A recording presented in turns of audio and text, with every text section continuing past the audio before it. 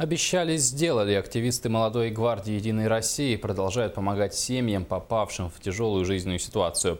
Так, сегодня активисты привезли семье Копыловых в пригород Якутска уголь для бытовых нужд. Об этом подробнее расскажет наш корреспондент Лев Нетесов. Олег Копылов – отец 5 детей. Еще пару лет назад он был опорой семьи, но потом перестал работать из-за тяжелой болезни. Врачи нашли у Олега гепатит Б и С. Теперь он не может заниматься тяжелым физическим трудом. Однако Олег не отчаивается и делает все, что в его силах. Я сижу дома, потихоньку работаю, у меня ИП свое. Работы, конечно, немного. Сейчас еще кризис, тем более, настал.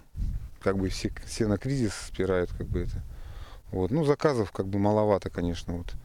А так делаю все, в принципе. Кроме диван, кресел, все делаем. У семьи Копыловых свой котел, который питает весь дом. 3 дня назад молодогвардейцы привезли 3 тонны угля и добавили сегодня еще столько же.